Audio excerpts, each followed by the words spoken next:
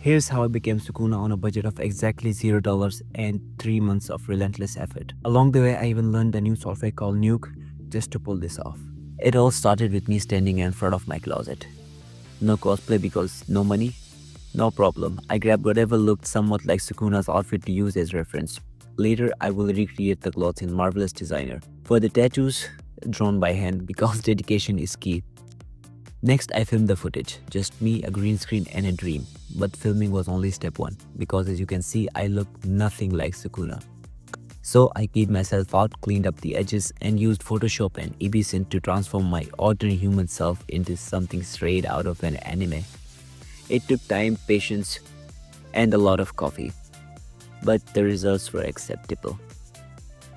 Now my favorite step, creating and simulating the hair in Blender. But Sukuna doesn't just float around in an empty void. I needed an epic setting, an environment, so I built one in Blender, crafting every detail. Then came the cool part. I used Switchlight Studio to extract the normal map from my footage.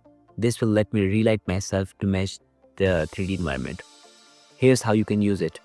First, select the extract maps in Switchlight Studio. Import your footage, set an output directory and click extract.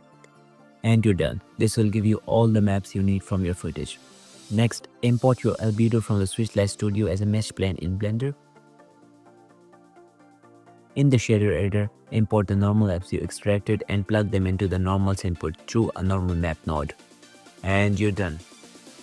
You can also use the reference map and tweak it with the color ramp, but for simplicity, I just set the reference map to 100. One thing to note. This method will make your footage blurry, but don't worry, I'll show you how to bring those details back shortly.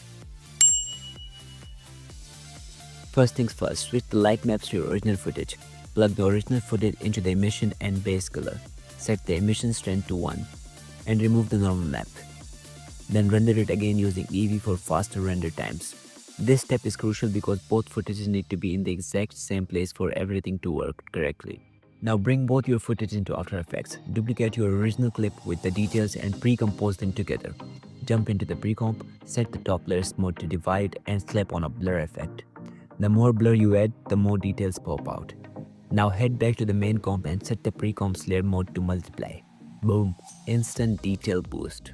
Adjust the opacity to dial in the perfect amount of detail visibility and you're good to go. Alright, let's get back to the video. For Sukuna's cloth, I animated a 3D character to match my movement, then used Marvelous Designer to create and simulate the clothes. Textured them in Substance Painter. Using the same 3D character, I simulated the fire in Embergen. I exported the fire as a VDB file and brought it into Blender. But we're not done yet. Enter Nuke, the ultimate chaos machine. I have threw in dust, smoke, fire and all the cinematic goodness to make the shot pop. Wanna see how much compositing matters? Here's the before and after comparison. A sprinkle of grain and some camera effects later, the first shot was finally done. One down, so many more to go. This next shot was a nightmare and proved that I might be my own worst enemy. I filmed it so badly nothing could track it, not Blender, not After Effects, not even Mocha Pro. After a week of pure frustration and questioning my life choices, I manually tracked it. The results kinda usable.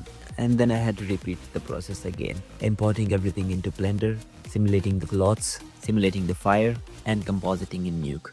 Now let's talk about Jogo. I started with low poly model of his face, sculpted some details onto it in Blender to make him look like the cursed bullet we all know, textured it in Substance Painter, and animated his movement with shape keys.